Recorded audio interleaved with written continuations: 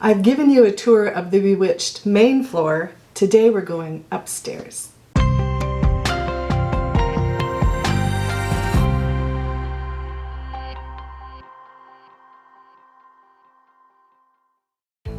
Hi, I'm Marina Coates. Welcome to Behind the Scenes, where we get up close and personal with all your favorite TV and movie homes. Today we'll be exploring the Bewitched home. We're going to go upstairs and tour the guest bedroom, Tabitha's room, and the master bedroom. We'll also go outside and get a tour of the entire backyard and even the garage. And we'll have author and Bewitched historian David Pierce along for the ride to give us fun facts and commentary along the way. I know this home is a favorite for a lot of you because part 1, my tour of the Bewitched home main floor, beat out the Brady Bunch home tour, which held the record ever since I started this channel. And I get it. I love this home so much. Let's get started. The home changed so much over the course of the series. I had to choose a season and stick with it. I chose season 3, the same as I did for the main floor. Here's an overhead view of the main floor. We saw this in part 1, but now I want to take the rooms from the top floor and place them over the main floor as they were shown to us on TV. The master bedroom was always shown to us as being at the top of the stairs, after you turn to your right and backtrack down the hall to this door. That would place the master bedroom and bathroom here. The trouble with that is that this is over the living room, which we were shown to have a high ceiling, so it couldn't actually be there. The next door down the hall is most often shown as Tabitha's room. So we'll place Tabitha's room there, with the door in the hallway, of course. But as you can see, this causes a problem. This places her window up against the wall of her parents' bedroom. Now the guest bedroom gets a little tricky. It was shown to us in the exact same spot as the master bedroom on several occasions, which of course it can't be. The only other possible spot might be over here, either sitting like this or this way, neither of which makes sense with what we're shown on the outside. While we're up here, I had a request. Remember in the later seasons when the kitchen was remodeled and there was a new set of stairs at the back? Someone wrote and asked me to show where those stairs would end up on the top floor, and I was curious myself. They had a very steep pitch, and because of that, they would end up approximately here, just outside the guest bedroom. Now let's take a tour of the backyard. This brick wall out in the backyard always intrigued me. What could it be? I asked David Pierce, author of the Bewitched history book, his take on it. So when you head out the living room through the French doors and you turn right, there's a brick wall there. And if you think about it, it matches the brick for the rest of the house, but it's kind of weird that it juts out. But if you notice, the fence by it is set further back. So I think that maybe that is a little mini shed, or maybe a little flowering garden place where she can prepare her flowers, because she did a lot of gardening like we saw on the show. There's certainly evidence to support this idea. There's a potting stand on the outside wall, and we often see her working with flowers in that exact area. And we know it can't be a room in the home itself because the home stops here on the fireplace wall and doesn't extend beyond that.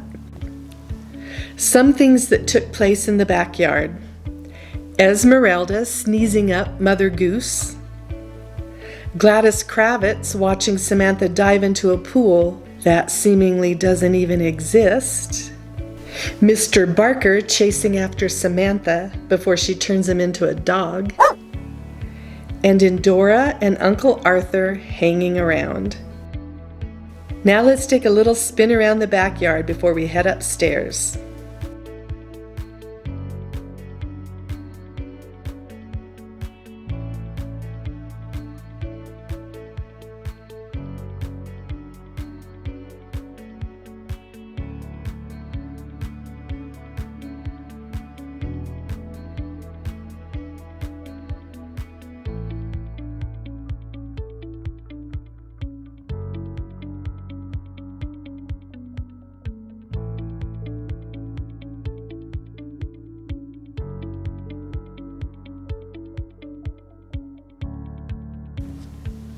Now we'll head upstairs to the guest bedroom.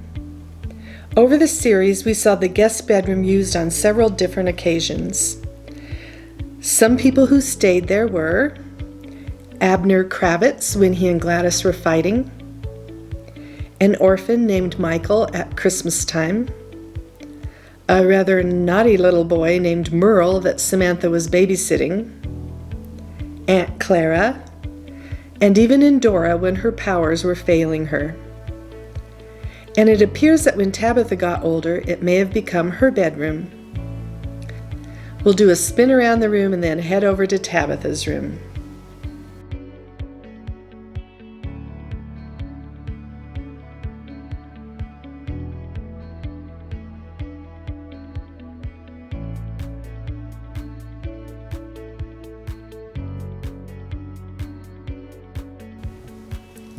Tabitha's room, the perfect little girl's room.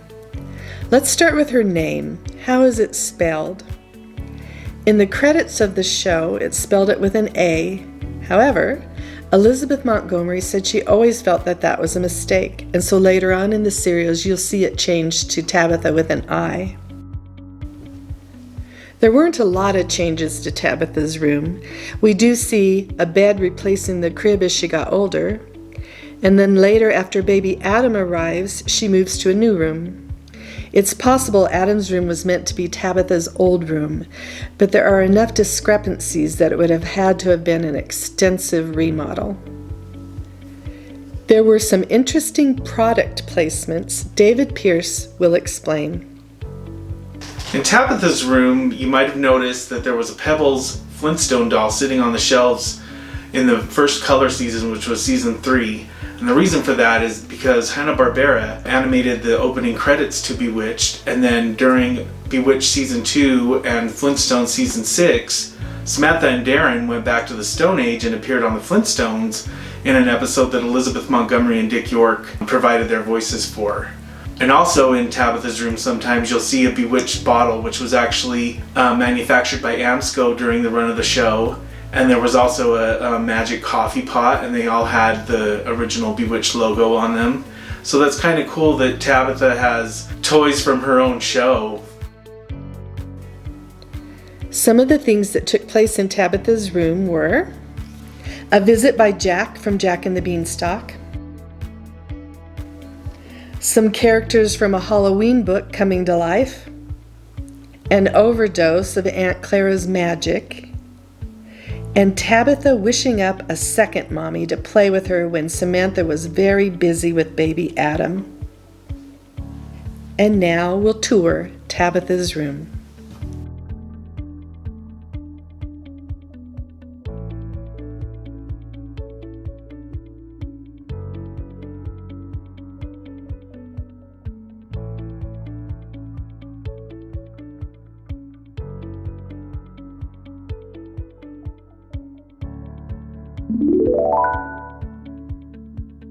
Looks like Tabitha's practicing her magic.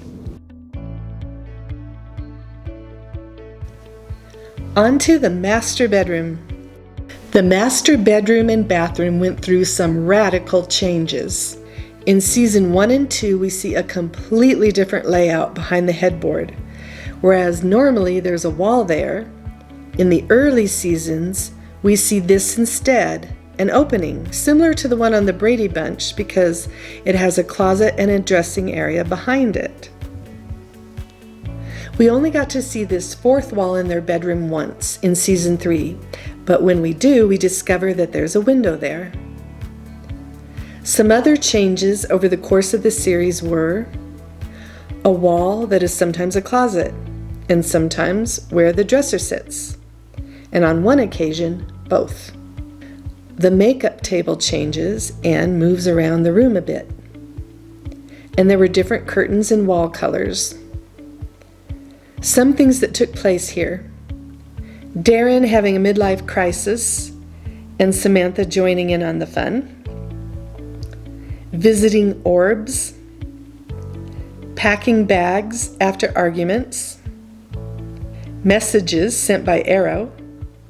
Queen Victoria taking up residence there, and hair brushing, a lot of hairbrushing. I remember seeing her count to 100 as she did it, and as a little girl I copied that. I thought it would make my hair as beautiful as hers. And now a trivia question for you. In seasons 1 and 2, the colored episodes we see were colorized later. They were originally in black and white. They chose to make the master bathroom walls blue.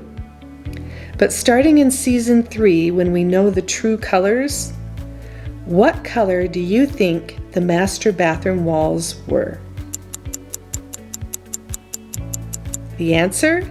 They were a vibrant reddish orange. Did you get it right? Later the walls became blue again. One more fun little fact before we tour the master suite. In season 3, during the course of just one episode, we see both the Stevens bedroom and the Tate's bedroom. Larry and Louise Tate's bedroom is actually just the Stevens bedroom with a few changes. Look, even the fireplace is the same, with the same gray blotch in the corner of the marble. The curtains are even the same. They did bring in different furniture and art, but it's all in the same places. And as Larry opens the bathroom door, we see that the bathroom is exactly the same as Darren's. That's some magic. Some things that took place in the master bathroom. A surprise appearance by Endora in the medicine cabinet mirror. Keeping Darren in the bathtub after he's been changed into a frog. And shaving cream mishaps on more than one occasion, both involving Endora, of course. And now a tour through the master bedroom and bathroom before we go on to the garage and discover some fun facts about the Stevens home that I bet you never knew.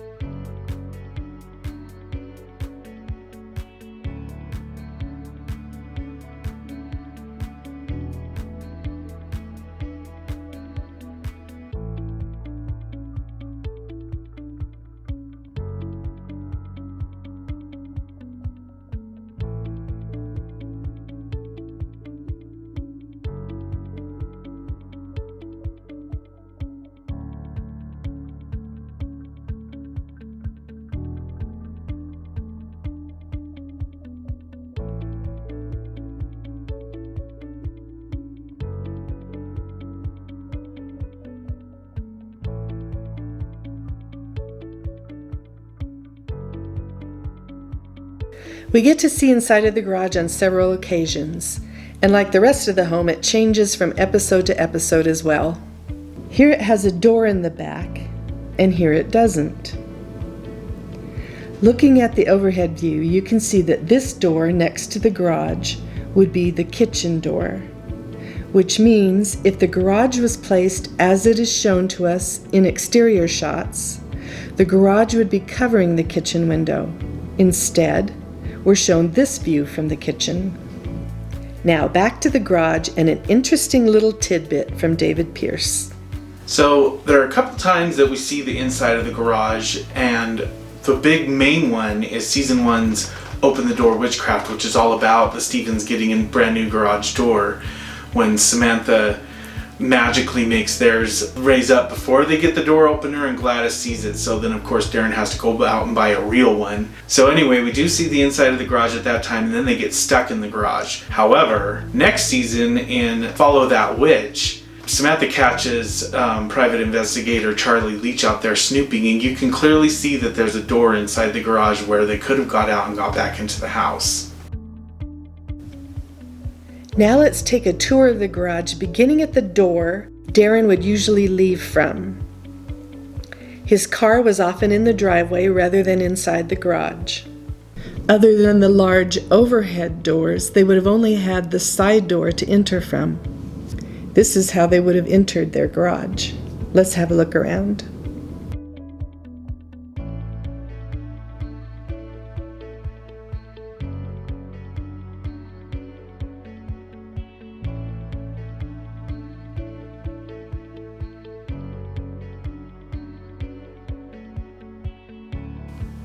Do you ever watch a show and wonder if the people living there could actually afford the place? I thought I'd show you some of the stats on the Stevens home and Darren's salary and let you decide.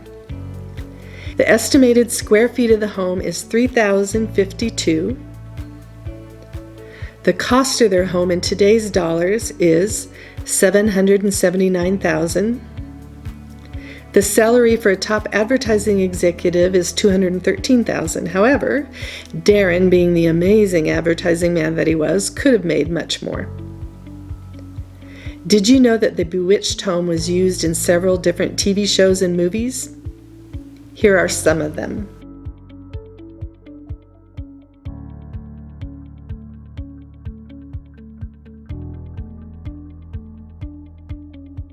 One of the most interesting is found in the movie Brian's Song.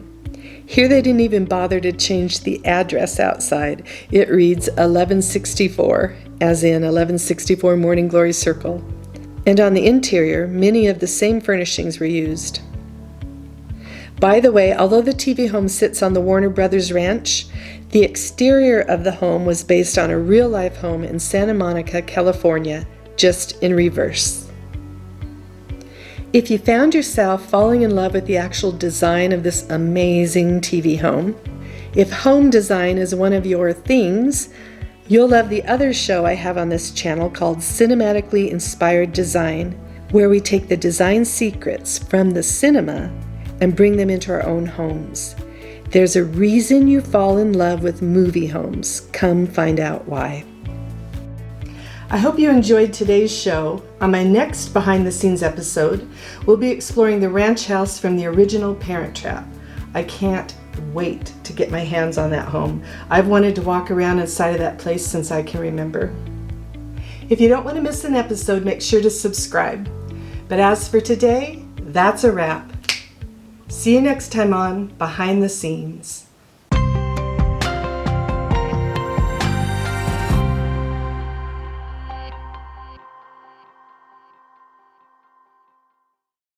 Why do I think that Bewitched was so iconic? For one, it taught that there's acceptance from everyone no matter what your differences are, especially like from Elizabeth Montgomery's favorite episode, Sisters at Heart. It also captured everyone's imagination. I mean, who wouldn't want to be able to zap their house clean, pop from here to Paris for lunch, and to top it off, it had professional, skilled actors and actresses, plus beautiful people like Elizabeth Montgomery and Dick York and Agnes Moorehead, Dick Sargent. They just encapsulated everything that everybody would want to be, and the show was well written, and it holds up over 50 years from the time that it started, and it's going to hold up for another 50 years and beyond.